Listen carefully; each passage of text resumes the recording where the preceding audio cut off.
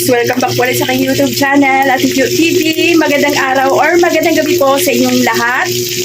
For today's video ay another ganap, another share na naman po sa aking buhay-buhay, sa aming buhay-buhay pagtitinda. Ngayon guys ay araw po pala ng araw ngayon Miyerkules. Yun, subukan kong makapag-update sa inyo ng araw-araw, pero hindi ko kaya guys kung ma-update ko kayo ng araw-araw, kaya yun. Ito pala yung aming ganap guys. Time check po, mag-aalas 2 na po ng hapon. Ayan po, nakapag-tinda na, nakapag-display na kami, nandun na yung atin namin sa aming tindahan, sa aming pwesto. Tapos ngayon kami ni Mr. dito nagagawa ng mga barbecue. Yun po yung aming setup guys. Tapos ayun, habang nagluluto ako ng aming ulam dahil mas inuuna namin yung aming ititinda. Tapos yung ulam namin ay late na.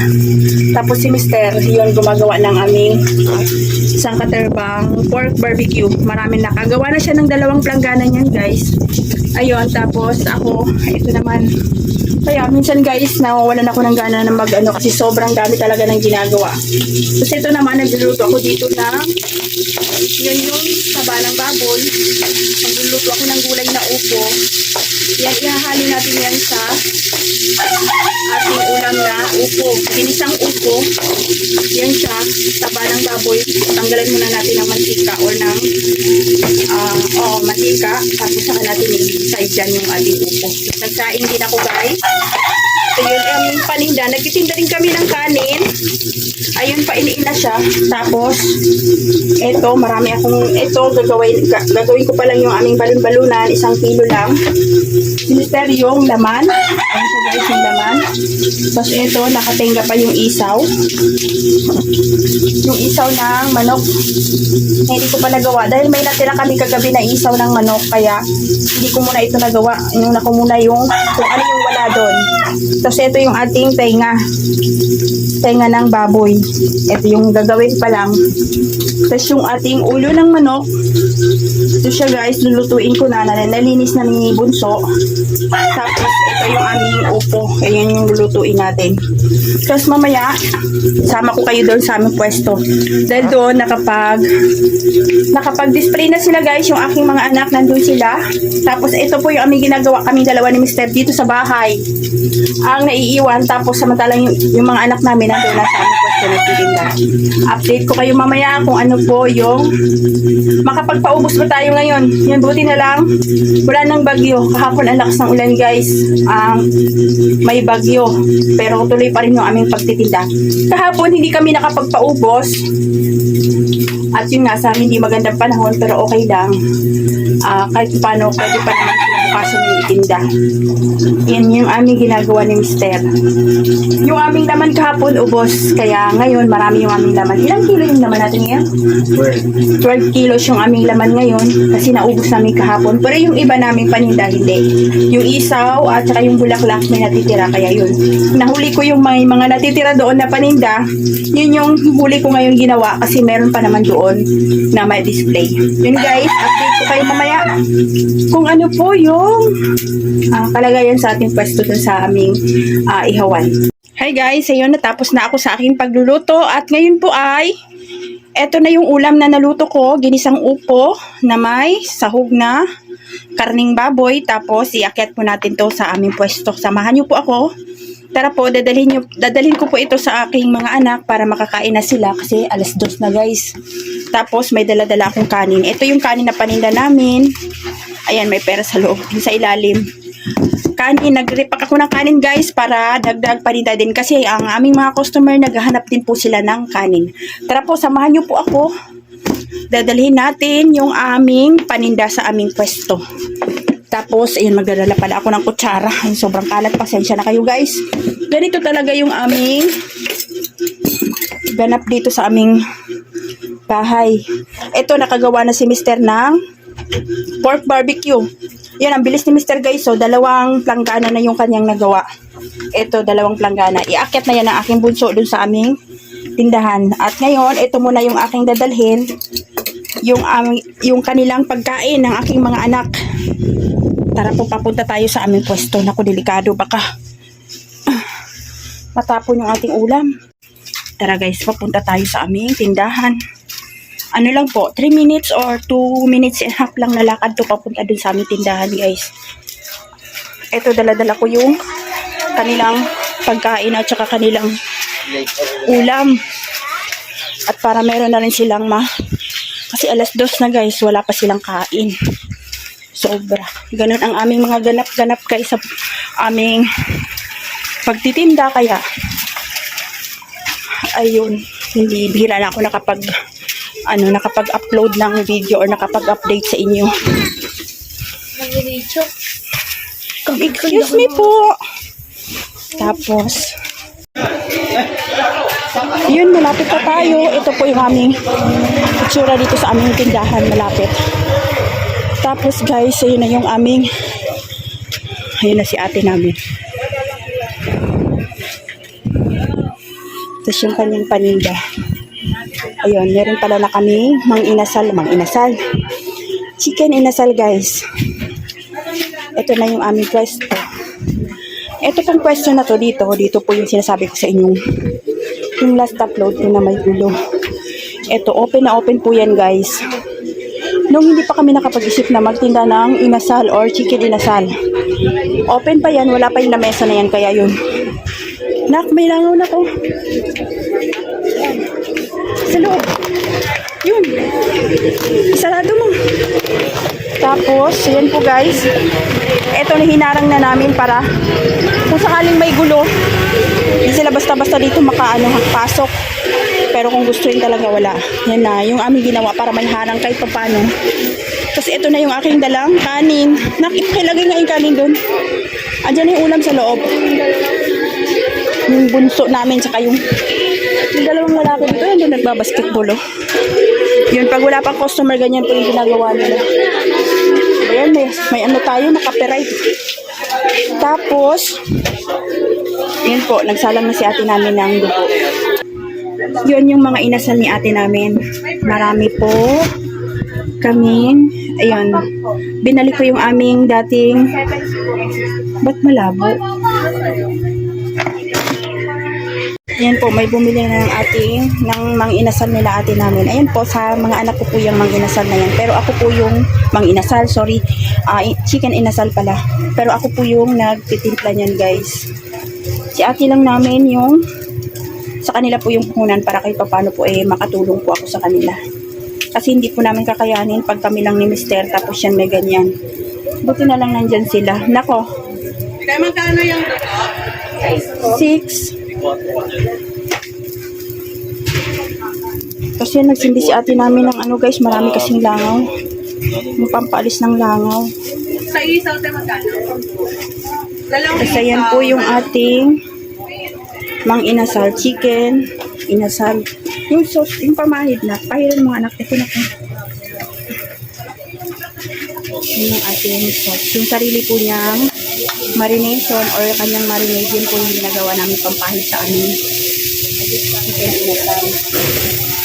Tapos yun, sawa ng Diyos, pagpaubos po sila ate namin ng sa isang araw po nakapagpaubos kami ng 8 buong manok. 8 buong manok guys. Kaso lang yun nga, kailangan talaga natin magsalang kasi isa na lang po yung gumagana naming ihawan, ito na lang siya. Kasi doon sa labas, wala na, natanggal na. Yun yung kapalit doon, yung lamesa.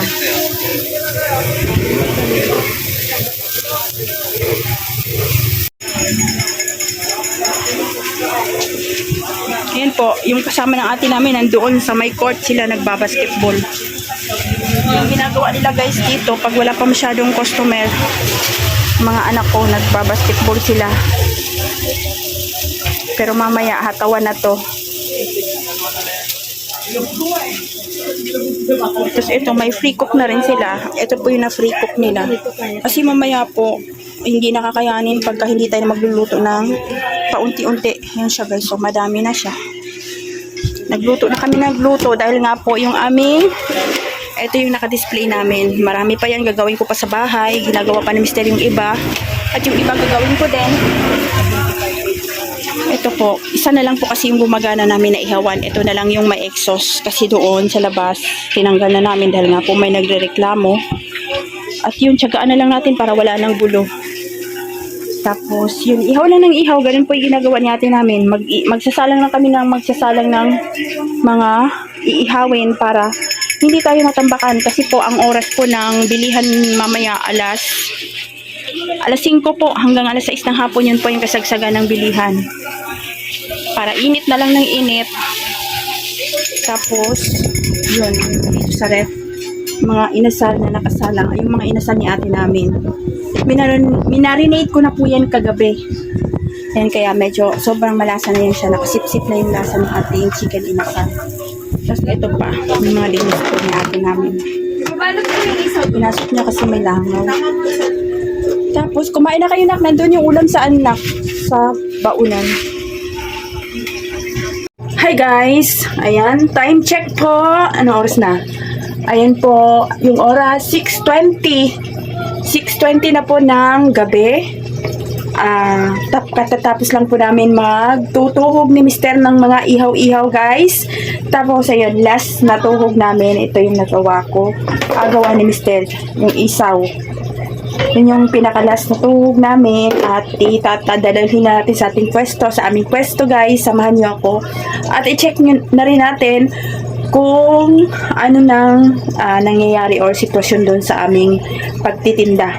Tara guys, samahan niyo po ako at yan, may dala-dala akong tote bag para dadalhin na sa lalagyan ko po ng aking pinamili kasi bibili po ako ng aming uulamin ngayong gabi na to.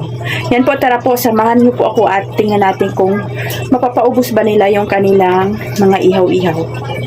Ayan guys, nandito na tayo sa aming pwesto. Ito po yung aming pwesto, guys. Yung aking mga anak na nagbabantay. Excuse me po, matiraan.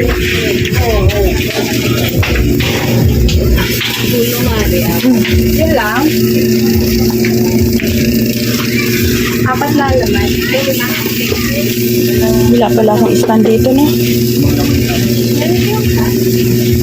Sa'yo yun, lima? Kanin daw na. Wala na, ubus mo. Ubus mo. Meron pa, salang pa lang. Yung kanin pala na niripak natin kanina.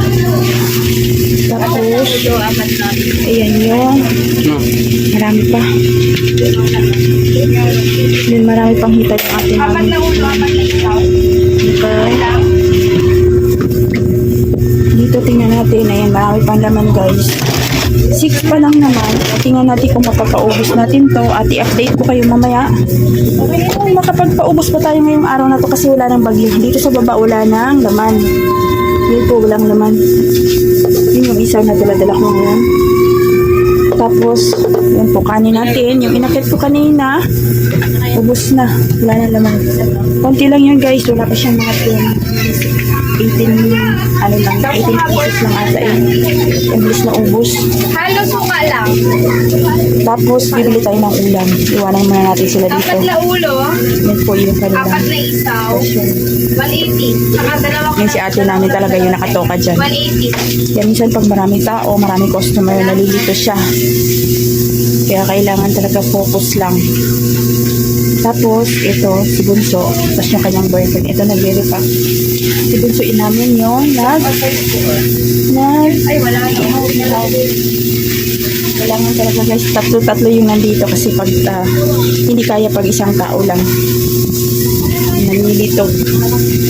Tapos ngayon tayo ay mamili ng ulam or mamalingki, wala pa tayong ulam. Update ko po kayo mamaya kung mapapaubos natin yung ating mga paninda. Sa hangin. Usok. Hindi maiwasan yung usok.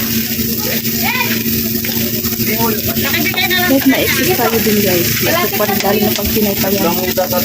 Kailangan talaga meron tayong Oo, tatlo. mauubos na yung hita ng atin namin. May mga ano pala, inasal.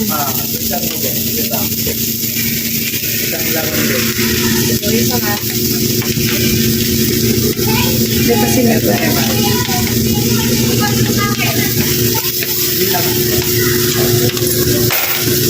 Sunog na? Kaya, Na apple pala dyan. 90-100. Ito 70. Pagpak.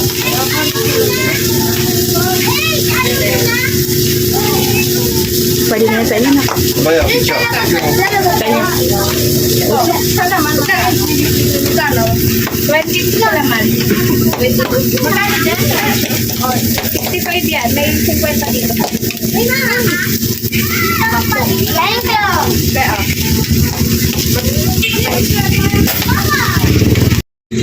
Hi guys, ayan, update po at ito na po yung itsura ng ating barbecue ngayon.